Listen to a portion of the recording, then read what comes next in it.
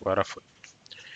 Então pessoal, na aula passada e nessa aula nós já conversamos aí sobre a definição, né, do que foi a lei de Coulomb, né, a importância que foi a lei de Coulomb para nós, né, para o estudo aí do eletromagnetismo, né, que é mais uma lei do inverso do quadrado da distância, envolvendo aí a relação entre duas cargas, né, uma relação entre como essas cargas elas irão interagir, né, e aí fizemos a definição do que seria o campo elétrico, né, um campo elétrico gerado por uma carga no espaço, né, sabendo que a força com que uma carga de teste ao se aproximar desse campo elétrico gerado por uma carga Q seria dado por essa expressão, né? Lembrando que esse campo elétrico ele vai estar ligado a uma carga Q, que vai ali gerar uma alteração no espaço em torno dela, gerando ali um campo, né? Nós já vimos inclusive a definição de campo de força, porque é uma função vetorial. O que é uma função vetorial? É uma função onde eu tenho como saída dela um vetor, tá? E aí, essa função vetorial depende apenas das coordenadas espaciais para que eu possa associar uma posição no espaço com esse vetor, né? Então, por isso que eu tenho um chamado campo de força. E eu vou associar a essa carga no espaço que a circunda, essa configuração espacial, que ao aproximar então uma carga de teste, uma carga Q minúsculo, Q', seja o que for, essa carga ela vai sentir a ação de uma força, que no caso da força de Coulomb, ela pode ser uma força que vai repelir ou vai ser uma força que pode atrair, dependendo do sinal da carga, né? Diferentemente da força gravitacional, que sempre atrai, a força de Coulomb ela pode repelir, como ela pode também atrair, tá, pessoal? Então, por que eu enfatizo muito essa questão de campo vetorial, campo de força? Porque são construções matemáticas que a física utiliza para descrever esse fenômeno que é observado, né? A matemática a gente usa como uma linguagem para descrever os fenômenos que são observados. E aí se utiliza, assim, por exemplo, o cálculo vetorial para se descrever o fato de que se eu aproximo uma carga numa determinada região do espaço que já contém uma outra distribuição de carga, essa carga ela passa a sentir a ação de forças, ou atrativas ou que vão repelir, tá? E aí discutimos também a questão da distribuição volumétrica ou superficial ou linear de cargas, que cada distribuição dessa pode gerar um campo infinitesimal, que depois a gente, através de uma integração baseada no princípio da superposição, ou seja, eu vou pegar a contribuição de cada dρ ou dV ou dq de cargas, e aí eu vou obter um campo elétrico total gerado por essa distribuição de cargas. Tá? Isso foi algo que nós vimos também no conteúdo passado. Então tudo é muito baseado em cima desses princípios básicos matemáticos. Então primeiro eu defino o que é um campo elétrico gerado por uma carga pontual, e aí qual é a definição de carga pontual? É uma distribuição de cargas onde as dimensões dessa distribuição de cargas é muito inferior em relação às dimensões observáveis. O que é isso? Eu posso ter uma distribuição volumétrica de cargas no espaço, mas eu estou tão longe, ou estou na distância tão longe dessa distribuição, que a distância com que a carga de teste se aproxima dessa distribuição de cargas é tão superior às dimensões internas da distribuição que eu encaro como sendo uma carga pontual. E à medida que eu me aproximo dessa distribuição de cargas, eu passo a descrever um cenário diferente de campo elétrico. E nós discutimos isso quando a gente calculou, por exemplo, o campo elétrico devido a uma distribuição linear de cargas sobre o eixo Z. Quando me aproximo, eu tenho uma distribuição que é o inverso da distância, mas à medida que eu vou me afastando, eu reduzo o campo elétrico de uma distribuição carga pontual. Se a gente fizer a mesma análise para um anel carregado ou para um plano, tá? Para um disco carregado, por exemplo, que a gente não viu aqui, mas posso até trazer depois para vocês. A gente vai ver que quando eu estou próximo do disco, eu vou descrever um campo elétrico, quando eu estou longe do disco, eu vou descrever outro campo elétrico, assim como também para o plano de cargas, para distribuição num plano de cargas. Então, esses princípios têm que ficar claro na cabeça de vocês. Por quê? Porque eu estou o tempo todo aplicando esses princípios da superposição para o cálculo resultante do campo elétrico. E aí a forma como eu vou descrever esse cenário, descrever esse fenômeno, está muito ligado aí à matemática do cálculo vetorial. Bom, se eu estou trabalhando então com vetores ou estou trabalhando com campos de vetores, etc., a gente pode definir o que nós chamamos de fluxo, tá? A gente viu que as linhas de campo são linhas que vão estar associadas à distribuição de cargas, né? E essas linhas elas podem estar mais densas numa determinada região do espaço ou menos densas. Então, o que é o fluxo elétrico? Tá? O fluxo elétrico, cujas linhas fluem simetricamente a partir de uma carga pontual e que seja coincidente com as linhas de força visualizadas, esse fluxo sempre de um campo elétrico, quando um campo elétrico vai estar presente. Então, aqui eu tenho um campo elétrico, eu tenho um vetor ds, lembrando que esse vetor ds seria uma área infinitesimal vezes um vetor normal a essa área, né? Lembrando que eu posso, de uma área, definir aqui o que seria para mim o ds, que é uma área infinitesimal, e aí eu vou ter um vetor normal unitário em relação a essa área, né? E aí eu defino o vetor ds como sendo o produto desses dois caras aí, tá? Essa é a definição do ds. E aí qual que seria o fluxo, ou seja, como é que eu vou mensurar quantas linhas de campo passa por uma determinada área do espaço? É dado por essa expressão, que vai ser integral de EDS, tá? Ou seja, integral do vetor E com vetor ds. Isso aí, na realidade, é um produto escalar, e isso se resume ao produto escalar de E ds, ou seja, o módulo de E vezes ds vezes o cosseno do ângulo entre eles. Lembrando que se esse ângulo for um ângulo de 90 graus, o fluxo é zero naquela posição, né? Se ele for tangente, o fluxo vai ser total também naquela posição. Então tudo depende da forma como a geometria com que eu vou escolher essa superfície para calcular esse fluxo. Então a definição geral de fluxo de campos, isso vale para qualquer campo, seja um campo elétrico, seja um campo magnético, seja um campo vetorial qualquer, como por exemplo corrente de um fluido, por exemplo, que viaja através do espaço, ou que passa através de um determinado duto, eu posso também fazer esse cálculo de fluxo, tá? Então o fluxo de um campo vetorial vai ser dado por essa expressão, né? Lembrando que eu tenho uma área por onde eu vou calcular esse fluxo e tem um vetor V, que é o vetor desse campo vetorial que eu quero, por exemplo, calcular. Aqui no exemplo eu estou usando o vento, que pode ser um campo ali, né, que é a velocidade do vento naquela determinada região. Como ele vai ser o produto vetorial desse V por esse vetor A, né, quem é o vetor A? O vetor A é o vetor área. Lembrando que vai ser a área onde eu vou ter como referência vezes um vetor normal a essa área. Essa é a definição desse vetor A. Então, o fluxo volumétrico é a vazão, ou seja, volume por unidade de tempo, do ar ou do campo que vai passar por uma determinada área. Tá? Ele pode ser perpendicular, se for perpendicular nesse caso, pela própria fórmula do produto escalar, o fluxo vai ser zero, né? Porque isso aqui resume a zero, ok? Como ele pode ser também paralelo, e aí eu vou ter o cosseno do ângulo igual a 1, porque o ângulo vai ser zero, então eu vou ter literalmente o módulo do vetor naquele ponto vezes a área de referência para o cálculo do fluxo, tá? Então, por definição, o fluxo de um vetor V através de uma superfície de área A vai ser dado por esse produto escalar, o vetor V vezes o vetor de área, ou seja, módulo de V vezes o módulo da área, ou seja, a área, vezes o cosseno do ângulo entre esses dois vetores.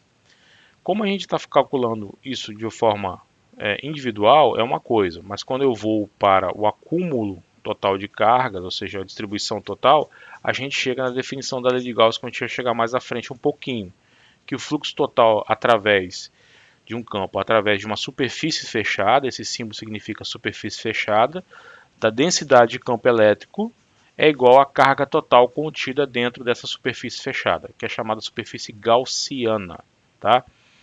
Que a gente vai chegar daqui a pouco essa definição, porque a densidade de fluxo elétrico é dada por essa expressão aqui, ó, tá? Então a densidade de campo elétrico é dada por essa expressão, ou seja, eu posso escrever eu fazer o cálculo ou da densidade de campo, que é o mais comum, ou do campo, mas aí nesse caso a lei de Gauss muda um pouquinho, que eu vou ter a carga contida dentro da superfície fechada dividido pelo epsilon zero, tá? Isso no vácuo. Se a gente for para ambientes que não é vácuo, isso aqui vira um epsilon normal, que aí depois a gente vai ver que eu vou ter a permissividade relativa vezes a permissividade do vácuo, mas bem lá para frente a gente vai ver isso. O que a gente tem que ficar nesse momento aqui é exatamente essa expressão, que é a expressão aí da lei de Gauss, tá? Lembrando que sempre envolve superfícies fechadas.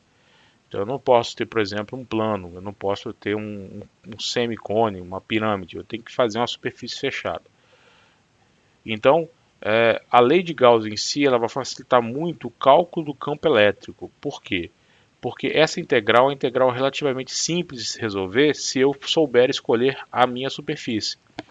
E aí a simetria do problema vai ser algo muito importante. A gente identificar qual é a simetria do problema que nós vamos estar tentando resolver para o cálculo do campo elétrico. A lei de Gauss é poderosa nesse sentido. Agora, se eu não consigo identificar uma simetria razoavelmente tranquila de se realizar a integral, então esquece a lei de Gauss, porque essa integral passa a ter uma complexidade muito alta para a obtenção do campo elétrico. Aí a gente vai ter que fazer aquela abordagem que nós fizemos nos capítulo anterior, onde literalmente a gente vai resolver as integrais utilizando aí as contribuições de cada distribuição infinitesimal de cargas no espaço, ok? Bom, Faraday foi um cara que a gente ouve muito falar de Tesla, raramente lembra de Maxwell, mas antes desses caras houveram outros grandes pensadores aí do eletromagnetismo, século XVIII, século XIX, que fundamentar as bases, tanto matemáticas quanto as bases físicas, para se descrever o eletromagnetismo, né? As bases matemáticas do eletromagnetismo foram fundamentais, né? Esses caras eles forçaram uma evolução muito grande aí do cálculo, né? Do cálculo de funções de várias variáveis, né? O cálculo diferencial integral que vocês conhecem ou chegaram a conhecer aí na graduação cálculo 1, cálculo, principalmente as bases do cálculo que vocês viram lá, derivada integral, quem construiu foi Isaac Newton, tá? À medida nos estudos dele, à medida que ele estava fazendo os estudos da mecânica clássica, desenvolvendo ali as teorias baseadas na mecânica clássica, Newton começou a desenvolver as ferramentas matemáticas que ele estava precisando para poder descrever aquilo que ele estava observando. Mais uma vez aquele velha história, né? Os físicos a gente utiliza a matemática como uma linguagem para descrever aquilo que nós observamos. Então o Newton ele começou a precisar de recursos matemáticos como taxa, integral, a noção do infinitesimal, noção de limites e etc. E o Newton começou a criar toda a base do cálculo diferencial integral que nós utilizamos hoje no nosso dia a dia. À medida que a física foi evoluindo, principalmente pelo lado do eletromagnetismo, aonde você tinha agora campos de força, noção de campo, por exemplo, noção de campo surge aí com Faraday, século XVIII, século XIX. Né? Então, ou seja, sai lá do século XVI, e Newton, ele não tinha essa ideia de campos de força, tanto que quando ele formula a gravitação universal ele não fala sobre campos, etc. E Michael Faraday ele postula e aí ele começa a utilizar os conceitos de campo, linhas de força, tá? Que inclusive foram provadas aí por Maxwell mais tarde aí, que ele começa a formular esses conceitos e aí utilizando aí, fazendo com que haja uma evolução muito grande aí dentro do cálculo vetorial, tá? Para poder descrever exatamente a complexidade do eletromagnetismo, que é algo complexo. Depois um outro grande salto aí que a gente vê na matemática também vem com a relatividade de Einstein, que populariza o uso dos tensores e o chamado cálculo tensorial e geometria diferencial, que aí já é um outro passo. Já existiam essas ferramentas, o Einstein não inventou essas ferramentas, na realidade os matemáticos da matemática pura desenvolveram esses troços, encostam de um lado e aí os caras começam a achar utilidades para essas ferramentas desenvolvidas, né? Vocês podem fazer um experimento muito simples aí para encontrar as linhas de campo. Foi um experimento que o Faraday fez por acaso, tá, gente? Estava trabalhando com limalha de ferro, que são ferro bem. Quando você lixa um ferro, por exemplo, solta aquela limalha bem fininha de ferro. E ele aproximou e ele estava fazendo um experimento e que ele viu que as limalhas acabavam se movimentando à medida que ele estava variando a corrente. Na realidade, ele começou a descobrir, inclusive, o campo magnético, a relação campo magnético. Vocês podem fazer isso quando vocês pegam um ímã, por exemplo, e colocam sobre essa limária, e aí esses pedaços minúsculos de ferro começam a se alinhar em torno do campo magnético gerado pelo próprio ímã, tá? E se alinham como? Se alinham de acordo com as linhas de força de campo elétrico que está ali sendo gerado naquele momento, e elas vão ficar totalmente alinhadas ali. Vocês vão ver um resultado de um desenho bem parecido com esses aí. Não sei se vocês já fizeram isso em laboratório de física, não sei como é que é o conteúdo da física experimental aí na FAES, aí na parte de eletromagnetismo, mas eu fiz esse experimento e é bem interessante ver exatamente as linhas de as limárias por ser algo muito leve, né, se alinhando dentro das linhas de força de campo, comprovando que o espaço em torno dessa distribuição de cargas aí, ele se altera com a presença dessas cargas aí e comprovando inclusive os resultados matemáticos que foram sendo obtidos, tá? Aí com a mesma distribuição, mas usando duas distribuições de cargas pontuais, né? Se vocês fizerem um cálculo do dipolo, como a gente vai fazer, vocês vão ver que o campo elétrico do dipolo ele tem essa característica bem específica aí das linhas de força saindo da carga positiva e chegando na carga negativa. E aí tem essa distribuição bem característica, ou seja, eu vou lá na matemática, deduzo, depois eu vou lá no meu experimento e provo. Ou foi o que aconteceu muito nessa época, eu chegava a ser um experimento, verificava-se o que estava acontecendo na natureza e aí ia para a teoria tentar ali teorizar em cima daquilo e achar expressões que poderiam explicar aquilo que eles estavam vendo naquele momento na natureza. Então, por exemplo, Faraday no momento estava fazendo esse experimento, ao ver essa distribuição aí da limária no espaço, assim, olha, eu tenho que achar uma forma de obter o cálculo desse campo de forças, a expressão desse campo de força que justificaria essa distribuição no espaço. Então ele vai lá na matemática e consegue chegar nessas expressões, assim como Maxwell comprovou muitas coisas que Faraday postulou também, tá? Hoje em dia é mais ao contrário. Hoje em dia se faz muita teoria, se teoriza muita coisa e aí mais para frente alguém experimentalmente comprova aquela teoria que foi feita, né? Como hoje está muito em voga a famosa partícula de Higgs, o bóson de Higgs, a chamada partícula de Deus, que ela nunca foi, na realidade, medida nem identificada na natureza, né? Os teóricos, físicos teóricos, teorizaram que deveria existir uma partícula com um conjunto de características muito específicas para que as equações deles fechassem. Então, à medida que se começa a teorizar, a criar equações, então você chega em resultados que, olha, para que esse resultado aqui seja verdadeiro, para que essa equação faça sentido, para que essa expressão matemática aqui faça sentido, é necessário que eu tenha partículas ou campos ou estruturas aí na natureza que tenham um conjunto específico de características. Então hoje a gente está na fase da física onde a gente está muito mais tentando provar muitas teorias que foram desenvolvidas aí durante o século XX, aí, principalmente no início, meados do século XX, tanto na mecânica quântica quanto na cosmologia e na relatividade.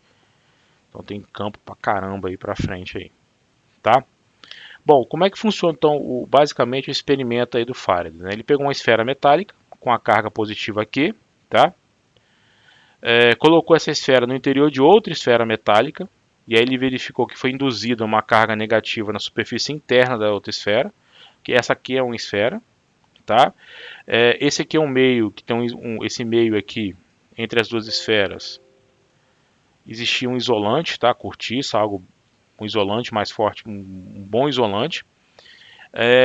E aí ele introduziu essa esfera carregada dentro dessa. Aí como é que ele conseguiu fazer essa carga? Nós já vimos isso através de fricção e etc. Tá? Então ele colocou essa esfera carregada dentro dessa outra esfera. Logo foi induzida cargas negativas nas superfícies internas dessa esfera e cargas positivas na superfície externa dessa esfera. Se eu aterrar a esfera externa e ligasse aqui rapidamente, o que acontecia? O fluxo de cargas positivas, ou seja, teria uma corrente, esse fluxo de cargas positivas, que não é bem fluxo de cargas positivas, porque as cargas positivas não vão para lugar nenhum, mas depois a gente vai entender isso, tá? Iria sair da minha esfera, digamos assim, e aí eu teria uma esfera externa carregada com cargas negativas, com a mesma quantidade de cargas da esfera interior. Se no interior a minha esfera tivesse mais Q, a esfera exterior teria uma menos Q, tá? O que ele quis provar isso? Por que essa carga, essa esfera aqui dentro, induziu carga aqui fora? Porque existe, mesmo com todo um isolante entre as duas esferas, e as esferas não estavam em contato. Daí ele postulou que deveria existir algo, que ele chamou depois de campo de força, ou linhas de campo de força, que fazia com que ocorresse essa interação entre a esfera interna com a esfera externa. Para nós, em pleno século XXI, seria algo banal, mas eu estou pensando com. A gente tem que olhar e pensar com a cabeça de um cara do século XIX, que mal entende por que existe luz, por que o Sol e N outras coisas que ainda eram um mistério para esses caras, né? Ainda tinha gente que pensava que tinha não, a maioria deles pensava que o universo era preenchido por um líquido extremamente leve, sem massa nenhuma, que era o chamado éter, e que os planetas boiavam no éter, por exemplo.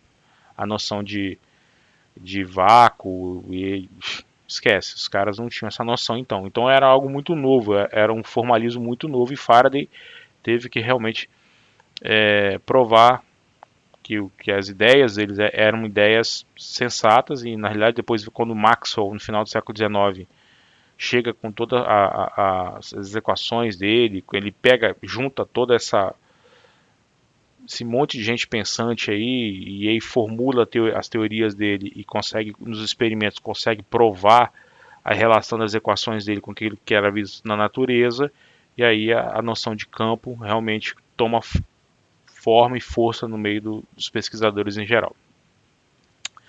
Bom, Faraday interpretou isso como sendo um fenômeno, como um fluxo de deslocamento de cargas da esfera interna para a esfera externa. Tá? Esse fluxo deve ser igual à carga total. Então, as trajetórias de deslocamento de carga são denominadas pelo que ele chama de fluxo, que vai ser igual à carga total. Reparem que, como internamente eu tinha uma carga Q mais Q, e isso induziu uma carga menos Q, ele entendeu que houve um deslocamento de cargas, um fluxo.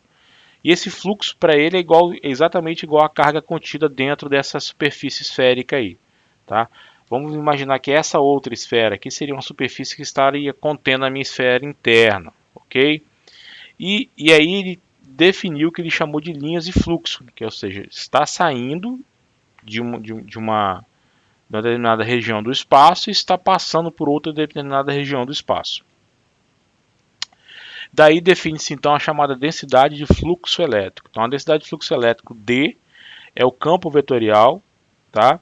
E um membro de classe das chamadas densidades de fluxo de campos vetoriais, diferente de campos de força, tá, pessoal? Que nesse caso vai incluir o E, que é o campo elétrico, isso aqui é a densidade de fluxo elétrico. Aqui no D eu vou estar medindo o fluxo de linhas de força de campo que está passando por uma determinada região do espaço. Tá? A direção e sentido de D em um ponto corresponde à direção e sentido das linhas de fluxo naquele ponto, e sua intensidade é dada pelo número de linhas de fluxo que atravessam uma superfície normal às linhas, dividido pela área da superfície. Então, se eu for olhar a definição de D, para nós vai ser algo parecido, vai ser exatamente essa expressão aqui. Essa expressão vai me dar a densidade de fluxo elétrico. Agora, se a gente for olhar um outro campo de velocidades, qualquer campo vetorial, como campo de velocidade, campos de acelerações e etc., campos gravitacionais, eu quiser definir uma densidade de fluxo desses campos, eu tenho que fazer esse cálculo.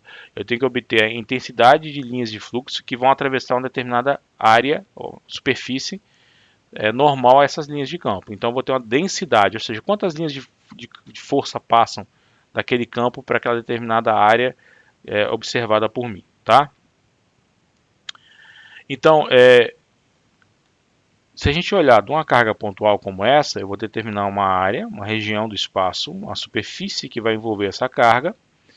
Vou ter aqui um campo, vou ter aqui um vetor dA, lembrando que esse vetor dA, mais uma vez, pessoal, é dado pelo produto da área infinitesimal vezes um vetor normal a essa área, tá? E aqui eu tenho um campo elétrico, ok, pessoal? Então, o que acontece? Essa grandeza é uma grandeza vetorial que vai apontar para direções das linhas de fluxo. Como o campo elétrico na carga pontual apontam sempre radialmente, isso é uma expressão que vem do campo elétrico de uma carga pontual, as linhas de fluxo também vão estar nesse sentido também, de mesmo sentido e mesma direção. Então, eu vou contar quantas linhas, qual é a densidade de campo que vai passar para uma determinada área no espaço onde eu vou estar observando isso, tá? Se a gente olhar essa figura aí, a gente vai ver que a densidade de fluxo elétrico está na direção radial e vai ter o seguinte valor. Se eu estou na esfera interna, então de raio A, eu vou ter essa definição aqui da densidade de fluxo. 4π, Q sobre 4π, A ao quadrado na direção radial. Que 4π ao quadrado é esse, pessoal? 4π ao quadrado é a área da superfície interna. Agora, se eu tiver uma superfície externa, ou seja, aonde B é maior do que A, qual que vai ser a densidade de fluxo? Q sobre 4πb ao quadrado na direção radial, como está descrito aí também. Ok? Então, é aquela definição. Fluxo dividido por área. Mas, de onde saiu esse aqui? Vem lá do Faraday, que definiu que o fluxo de cargas é igual à carga total contida dentro da superfície. Bom, se fizermos a esfera interna se tornar cada vez menor, ou seja, tender o A no limite que ele tende a zero, enquanto ainda retém a carga Q, ou seja, eu tenho uma distribuição de carga, mas eu vou transformando essa carga numa carga pontual, eu vou ter essa definição então para a densidade de fluxo. Q sobre 4πr ao quadrado. Poxa, mas campo elétrico da carga pontual é 4π, ε0, r ao quadrado, dividido no Q, também na direção radial. E aí os caras, olha só, se eu passar esse 4π ε0 para cá multiplicando, o que sobra do lado de lá é quem? É a densidade de fluxo elétrico. Então, a densidade de fluxo elétrico se correlaciona com o campo elétrico através dessa expressão aí. Tá? Ou seja, partindo-se da definição de densidade de fluxo de um vetor qualquer, determino uma área, calculo quanto que sai dessa área. Né? Pelo experimento de Faraday, Faraday postulou que o fluxo elétrico é igual à carga total contida dentro dessa superfície que envolve a distribuição de carga. Então vamos lá, recapitulando. Faraday vem e me diz isso aqui, ó, que o fluxo elétrico é igual à quantidade de carga total contida dentro dessa superfície. Que superfície é essa? A superfície que eu estou utilizando para obter a densidade de fluxo. Tá? Eu quero saber quanto dessa carga, desse fluxo elétrico passa para uma determinada região do espaço. Ok? Se eu pego uma carga pontual, eu vou imaginar o seguinte. Imagine que aqui eu tenho uma distribuição de carga. Aqui é uma distribuição de carga, não é uma carga pontual. É uma distribuição de carga de raio A. Qual é o fluxo através dessa distribuição de cargas, mas onde R é igual a A, ou seja, ali dentro do lado interno da esfera. A carga total dessa esfera é dividida pela área em torno da esfera, 4π ao quadrado. Quando eu me afasto dessa esfera e tenho afasto uma distância B superior ao raio da esfera, ou seja, eu começo a ter superfícies externas aqui, eu vou ter um fluxo também sendo calculado, que vai ser igual o fluxo, que é Q, dividido por 4B ao quadrado. Ok? No limite em que esse cara, o A tende a zero, mantendo-se a quantidade de cargas, ou seja, estou tratando agora de uma carga pontual e estando a uma distância R dessa carga pontual, qual que será a densidade de fluxo então elétrico dessa carga pontual em torno de uma superfície esférica de raio R envolvendo essa carga pontual? É dado por essa expressão aqui. Só que sabe-se que o campo elétrico de uma carga pontual é a carga dividido por 4πε0 vezes R ao quadrado, também na direção radial. Igualando-se essas duas expressões, chega-se na expressão que correlaciona a densidade de fluxo elétrico com o campo elétrico, que é dado exatamente por essa expressão, onde D é igual a ε0, permissividade elétrica no vácuo, vezes o campo elétrico. Depois, quando a gente for trabalhar com dielétricos e meios não uniformes, etc., esse ε0 vira epsilon, tá? Que a gente vai chamar isso de permissividade elétrica do meio, que aí eu vou ter a permissividade relativa do meio vezes a permissividade do vácuo. Ok, pessoal? Então, essa é uma expressão que vai se manter para a gente. E essa formulação dessa densidade de fluxo elétrico não é algo que simplesmente saiu, foi achado. Vem exatamente dessa relação na carga pontual. Ok? Alguma dúvida aí, pessoal?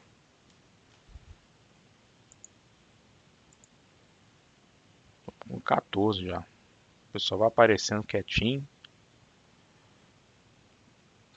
Bom, terça-feira ainda. Vamos lá. Então, como eu falei para vocês, essa relação específica da densidade de fluxo elétrico só é válida por espaço livre. Em que sentido? Porque eu estou usando esse valor aí de essa constante de permissividade elétrica, tá, pessoal? Quando a gente for para meios onde não é um espaço livre, como por exemplo meios dielétricos, trabalhar com área, etc., a gente vai utilizar aí a permissividade do meio. Tá? A expressão continua ainda válida. Então essa equação, da forma como ela está, ela só pode ser aplicada no vácuo, tá? Porque eu estou usando a permissividade do vácuo, espaço livre. Só que ela não é restrita a uma carga pontual apenas. Eu posso, por exemplo, ter uma distribuição volumétrica de cargas. Então aquele Q passa a ser uma integral de volumétrica, uma distribuição volumétrica de cargas. Daí muda-se a expressão aqui do meu campo elétrico para contemplar essa integral. Ok? Quando eu tenho uma distribuição que não é mais uma carga pontual, em que sentido? Ou seja, estou próximo demais dessa carga pontual e dessa distribuição, e eu não posso aproximar essa distribuição para uma carga pontual mais. Então eu estou relativamente próximo de um plano de cargas, relativamente próximo de um fio carregado, relativamente próximo de uma esfera, tá? Ou de seja qualquer que for a distribuição volumétrica ou superficial ou linear de cargas. Então o campo elétrico não é mais aquele campo elétrico de uma carga pontual simples. Eu tenho que levar em conta a distribuição de cargas para resolver essa integral aqui, que pode ser integral dupla, tripla, etc. Tá? E aí o campo elétrico passa a ter essa expressão, consequentemente, a densidade de fluxo elétrico passa a ter essa expressão aí, que é pegar aquele campo elétrico e dividir por ε0. Multiplicar por ε0, quer dizer, tá? Então, como uma preparação para o estudo de elétricos, que a gente vai ver mais adiante, seria bom ressaltar aqui, para uma carga pontual imersa em um meio dielétrico, ou seja, um meio ideal dielétrico, que não condutor, etc., infinito, os resultados de Faraday mostram que a equação 1 ainda é aplicável e que a equação 4 também o é, tá? Que é exatamente essa equação aqui, ó. Tanto aquela primeira, esta, quanto estas são ainda aplicáveis, tá? Contudo, a equação 3 de campo elétrico não é, tá? E por quê? Porque eu passo a ter uma coisa chamada polarização. E aí eu vou ter que mudar um pouquinho a minha equação que relaciona o fluxo de campo elétrico com o campo elétrico.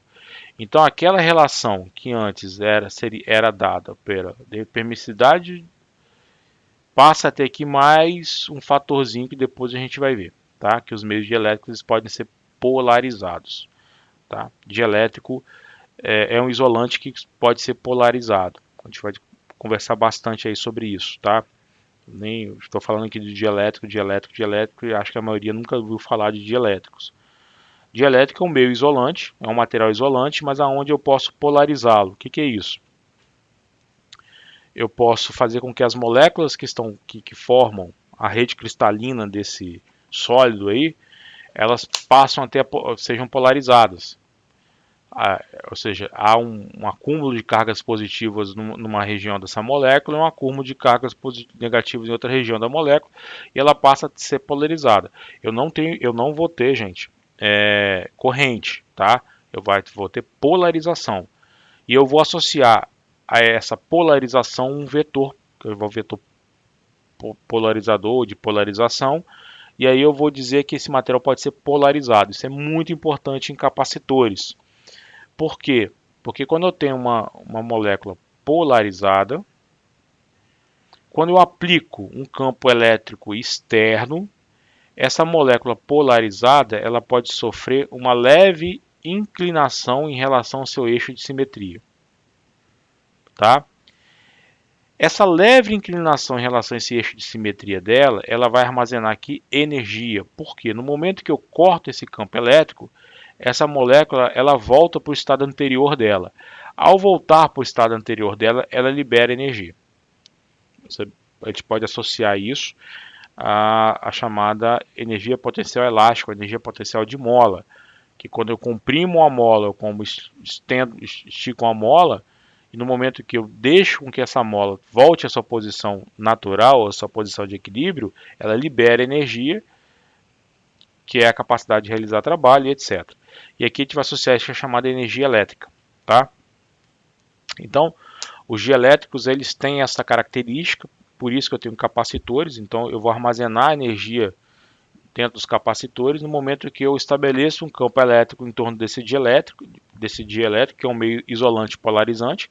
O ar é um meio isolante polarizante, cortiça, alguns tipos aí de madeira, etc. A gente pode construir capacitores com essas estruturas. E aí eu vou estar armazenando energia ali dentro. Tá? Passando energia do campo elétrico e armazenando essa energia do campo elétrico dentro do dielétrico. Então, por isso, quando eu falo aqui muito de dielétrico, é exatamente isso. Quando a gente for trabalhar com dielétricos, a relação de densidade de fluxo elétrico não é simplesmente a permissividade vezes o campo. Eu tenho que levar em conta a polarização. Por que eu tenho que levar em conta a polarização? Porque esses caras aqui, eles vão formar uma estrutura que a gente vai ver depois, que é o chamado de polo, 2D e 3D. E esses caras vão acabar tendo linhas de forças, linhas de campo e etc, que vão estar aqui também. Isso que também vai gerar um campo interno dentro de elétrico, que também vai estar gerando fluxos de fluxos elétricos também. Tá? Então, ou seja, a natureza ela é muito complexa.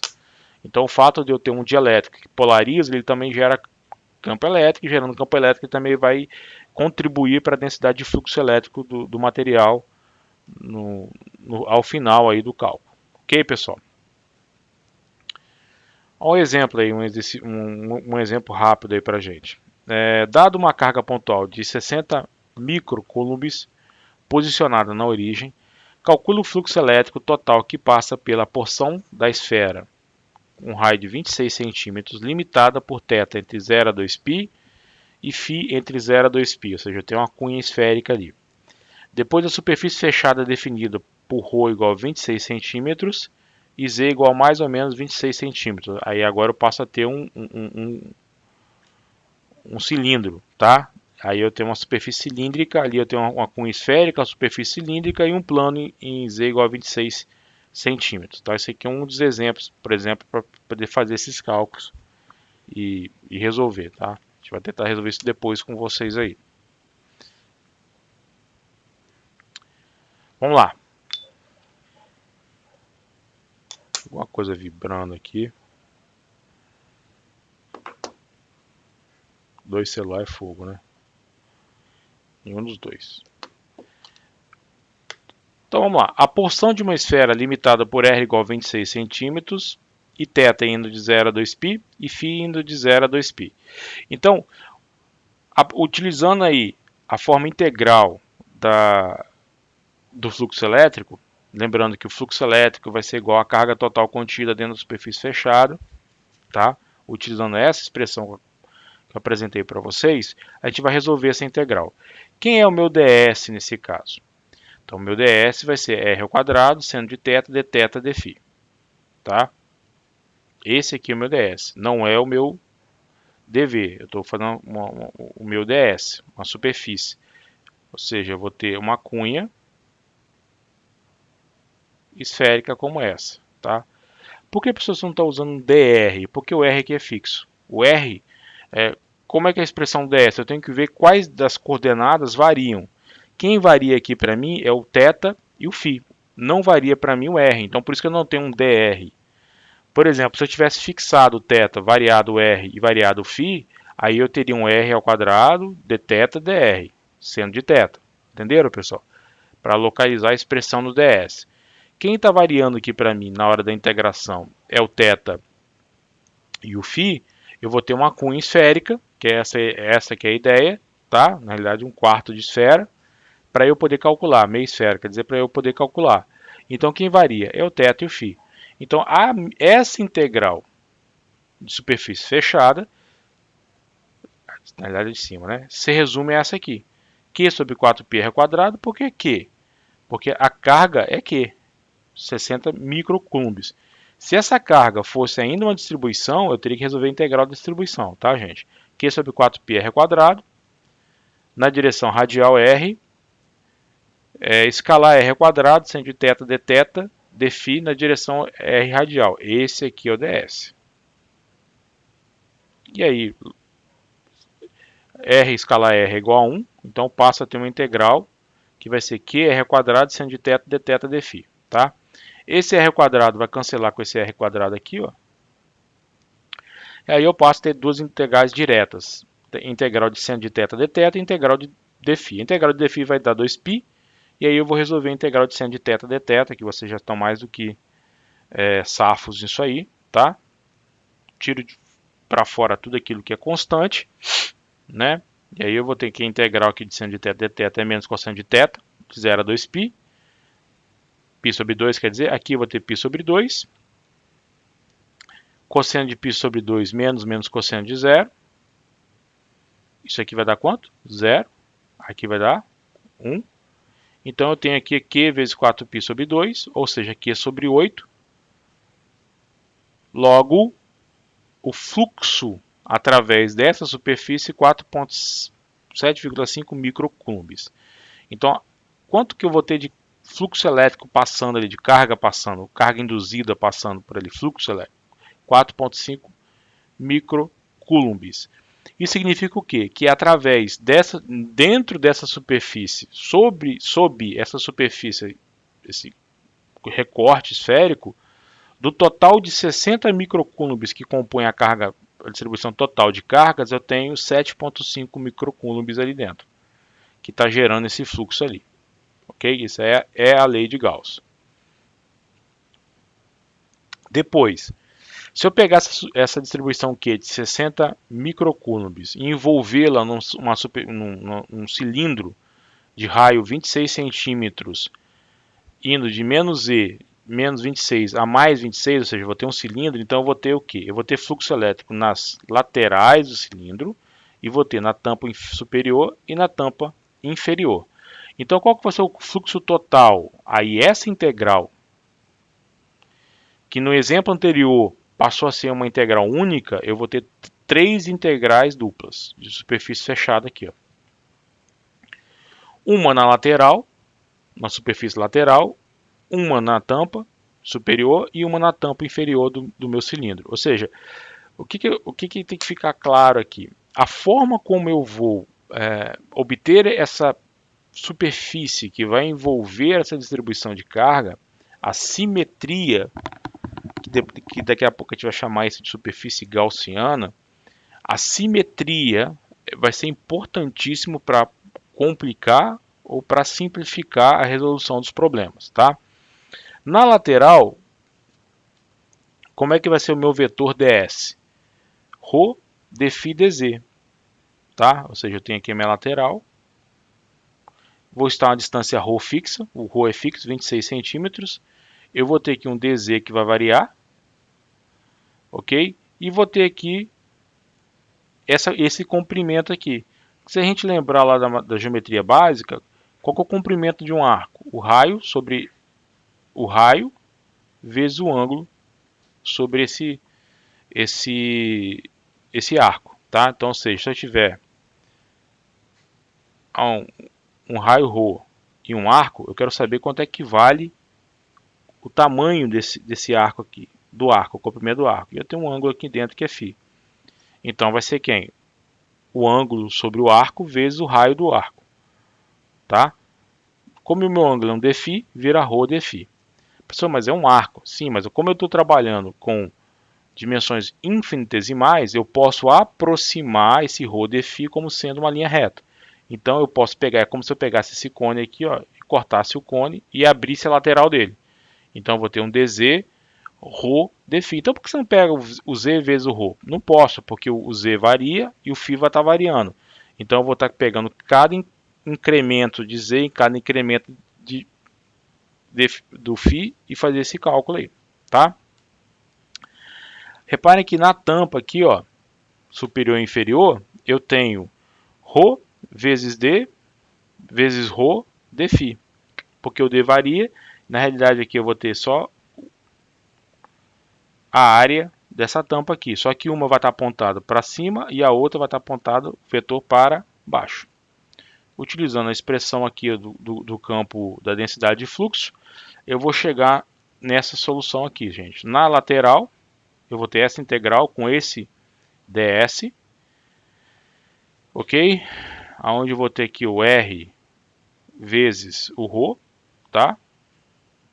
Para que eu resolver isso, eu tenho que converter está em formato radial esférico para cilíndrico, para resolver essa equação. Vou usar a conversão entre os vetores unitários do sistema de vetores do sistema cilíndrico para o sistema esférico, tá?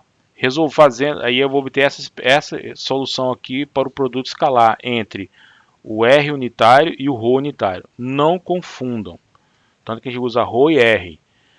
O R do sistema de coordenada esférico é uma coisa, o ρ do sistema coordenado cilíndrico é outra coisa, tanto que a relação dos dois está aqui, ó. Tá? E aí eu tenho aqui, ó, o ρ em relação a x e y, que o ρ está aqui, ó. O R está no espaço, tá, gente? O ρ está no plano xy, tá? E aí eu tenho cosseno desse ângulo φ, seno desse ângulo φ. Eu preciso resolver isso, como? Colocando todo mundo em parâmetros iguais. Quando eu for fazer esse cálculo aqui, ó, reparem que eu escrevi o vetor unitário R em função de x, y e z, tá?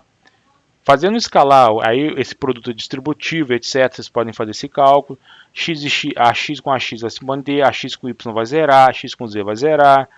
E aí eu vou ter esses dois caras aqui, ó, seno de θ vezes cosseno ao quadrado de φ, porque esse termo com esse termo aqui vai permanecer, e esse termo com esse termo aqui vai permanecer. Seno de θ vezes seno de φ ao quadrado. Tá? Coloque em evidência aqui o seno ao quadrado de φ mais o seno ao quadrado de θ, que é igual a 1, identidade trigonométrica.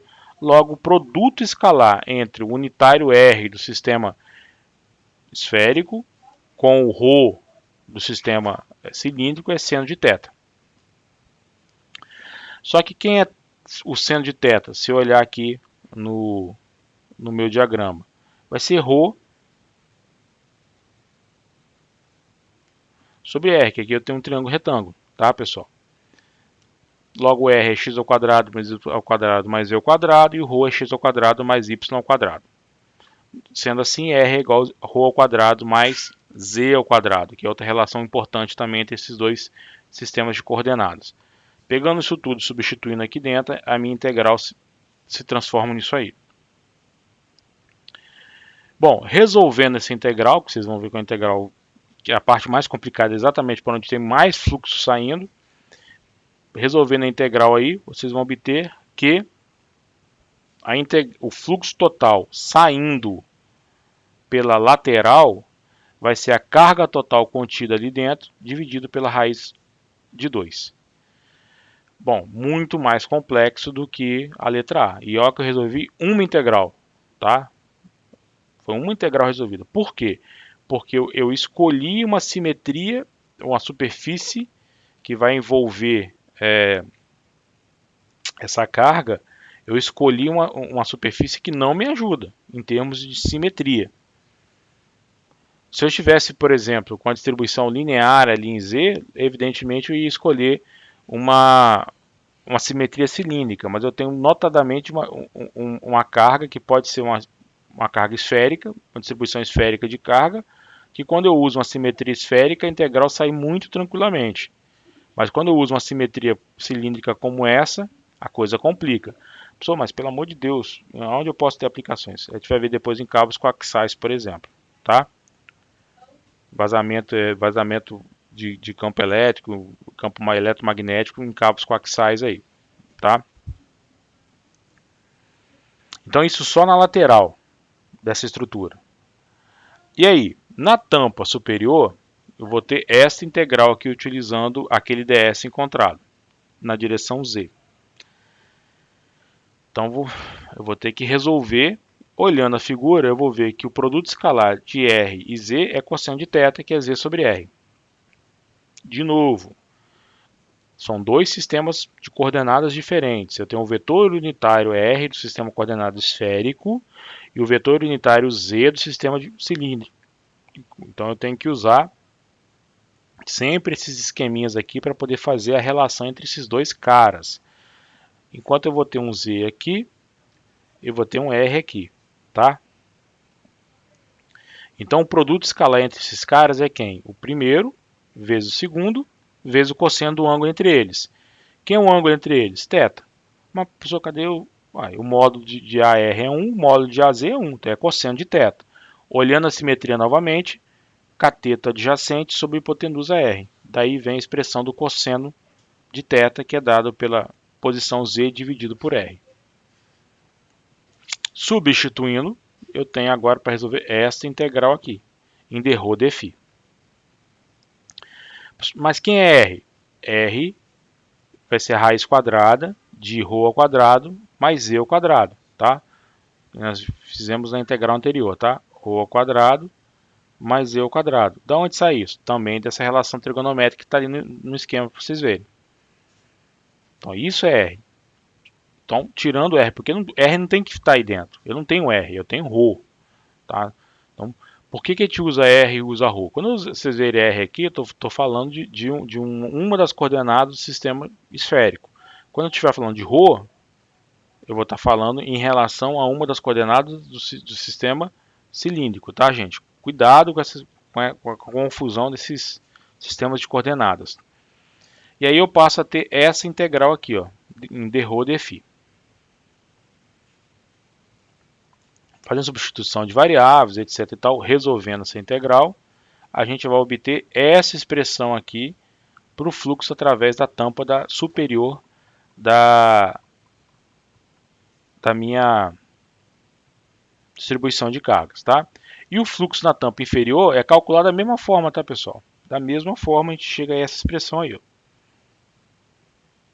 Tá? É a mesma coisa. Então, eu vou ter um fluxo Q sobre raiz quadrada de 2 saindo pelas laterais, Q sobre 2, 1 menos 1 sobre raiz de 2 em cada uma das tampas aí.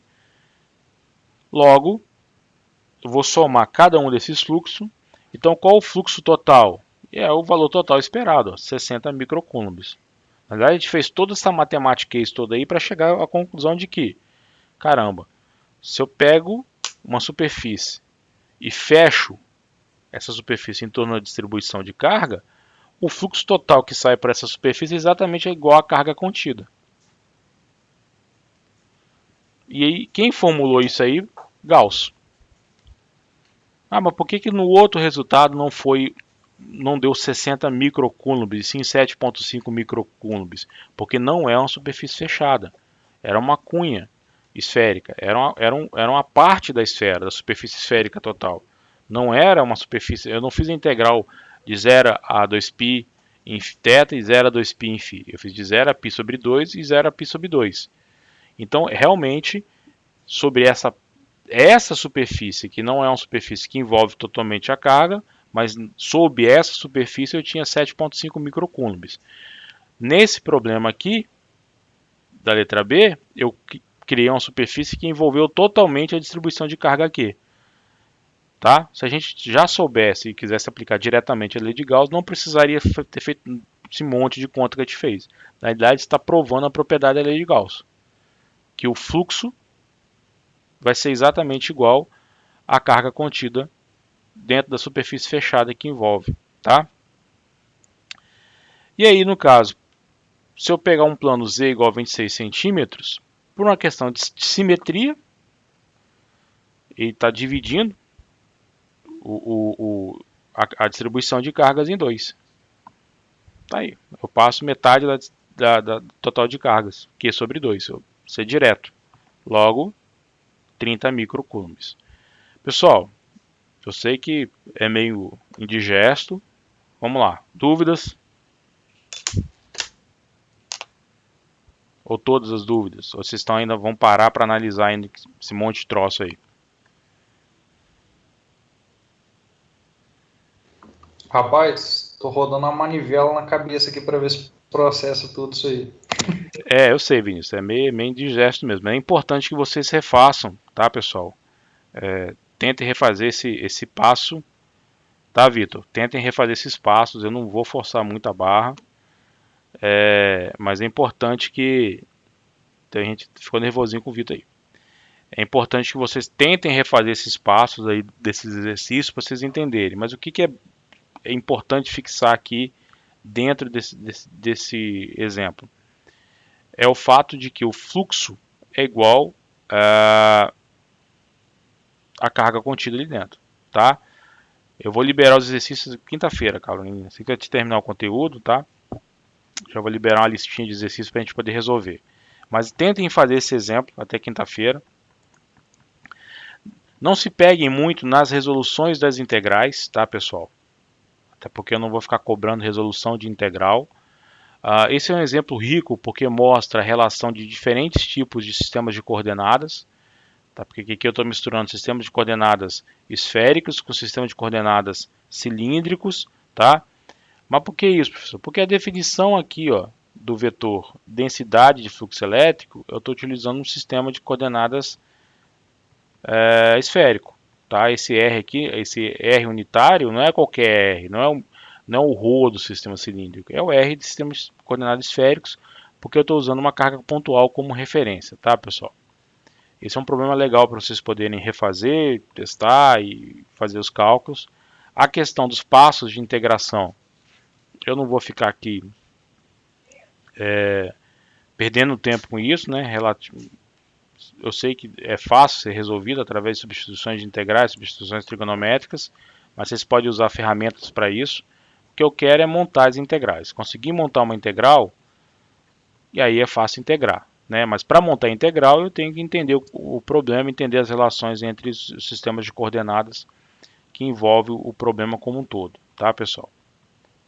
Então, ou seja, dependendo da forma como eu for estipular ou definir essa grandeza, essas superfícies, eu vou ter um cálculo mais simples ou um cálculo mais robusto ou mais complexo. Vamos ver mais esse exemplo aí para te fechar por hoje? Vamos lá. Calcule a densidade de fluxo em coordenadas retangulares no ponto 2, menos 3 e 6, produzido pela letra A. Uma carga pontual de 50 milicoulombs, que vai estar localizada em menos 2, 3 e menos 6. Ou uma linha de cargas com uma distribuição linear de cargas de 20 milicoulombs por metro. que vão estar sobre o eixo X, ou uma densidade superficial de cargas, dada por 120 microcoulombs por metro quadrado, que vai estar no plano Z igual a menos 5. Então vamos lá.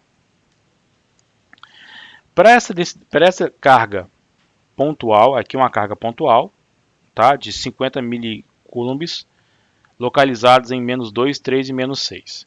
A densidade de fluxo é dada de forma direta por essa expressão, tá? Lembrando sempre, posição final menos posição inicial. A posição inicial sempre vai estar na carga, tá? Na carga que vai gerar o campo elétrico, na carga que vai gerar a densidade de fluxo elétrico. E normalmente a gente usa o marcador linha, então R'(A). Então saiba que toda vez que houver um linha, eu estou referenciando a distribuição de cargas. E RP é o meu ponto onde eu quero calcular essa densidade de fluxo, que é o meu ponto P. Então o vetor R'(A) vai ser dado por essa expressão e o vetor RP é dado por essa expressão. Logo, o vetor unitário na direção da carga em relação ao ponto P é dado por essa expressão. E aí eu calculo aqui o vetor unitário, tá? Tem a carga aqui na posição e eu tenho meu ponto P de referência está aqui, tá, pessoal? Quem eu quero achar é esse vetor aqui, ó. Oh, caramba. O vetor unitário na direção desses dois pontos aí, o ponto que marca a localização da carga e o ponto onde eu quero calcular a densidade de fluxo. Uma vez obtido isso, pessoal, é substituir direto na expressão da densidade de fluxo que está ali em cima. 55 mili, 10 a menos 3, dividido por 4π, e aí eu obtenho aqui o valor, o 14 eu tiro para fora, porque é r ao quadrado, vai dar 14 ao quadrado, vezes a expressão aí do meu vetor, tá, gente? 14 está aqui porque é o módulo de r, tá, gente? Que é 14. Então, qual é o fluxo elétrico devido a essa carga de 55 milicoulombs localizada em menos 3, 3 e menos 6, num ponto P localizado em 2, menos 3, 6. É esse vetor que está aí em microcoulombs por metro quadrado. Tá? Ok? Isso já é um problema mais direto aí para resolver. Depois, eu vou ter agora uma distribuição linear. Então, a expressão aqui, ó, caramba, de onde você tirou isso? Nós já resolvemos lá o campo elétrico devido a uma distribuição linear de cargas, que é ρl sobre 2πε0 ρ, na direção radial ρ, radial de coordenadas cilíndricas. Como D é igual ao campo elétrico vezes ε0, a densidade de fluxo elétrico devido a uma distribuição linear de cargas é dada por essa expressão que está aí. A densidade linear dividido por 2π ρ, tá? Usando aí coordenadas cilíndricas para isso. Quanto é que vai valer o ρ? 3 ao quadrado mais 6 ao quadrado, que é a posição que eu tenho aqui, ó, das cargas, ó, sobre o eixo X. O meu ponto está aqui, ó, tá? O ρ está no plano, vai estar no plano YZ, porque a minha distribuição está no plano X. Opa! Por isso que eu só usei y e z ali. Então, essa distância radial em relação a x é raiz quadrada de 45, tá? Porque eu vou estar aqui no eixo x, a minha distribuição, eixo y e aqui o eixo z. Então, meu ponto vai estar aqui. Qual é a distância radial desse cara? É o que está dando ali. Tá? Vai estar no plano YZ. O vetor unitário, então, dado aí, dividido pela raiz quadrada de 45, e 3 raízes de 5, tá? E aí só substituir ele em cima na definição do fluxo elétrico. Então, se eu tiver uma distribuição linear localizada no eixo X, e meu ponto está nessa posição do espaço, 3, menos 6, 2, menos 2, 3 e 6, eu vou ter esse fluxo passando por esse ponto. E aí, para fechar, eu tenho uma densidade superficial localizada em Z igual a menos 5. Caramba, de onde vem esse D? Campo elétrico de um campo elétrico devido a uma distribuição superficial de carga. Nós já também deduzimos aí no último conteúdo. Densidade superficial sobre 2 ε0. Como D é isso, é vezes ε0, a densidade a densidade de fluxo elétrico é igual a densidade superficial de carga dividido por 2. Direto, tá? 120 micro dividido por 2, onde eu vou ter 60 microcúbios por metro quadrado na direção Z. Ok, galera? Então, por favor, para a próxima quinta, dê uma olhada mais próxima desses problemas e exemplos aí que eu vou deixar para vocês, tá? Eu vou baixar aqui a nossa lista de exercício, a lista de presença. Pronto. E daqui a pouco eu vou estar liberando para vocês lá o vídeo, colocando o link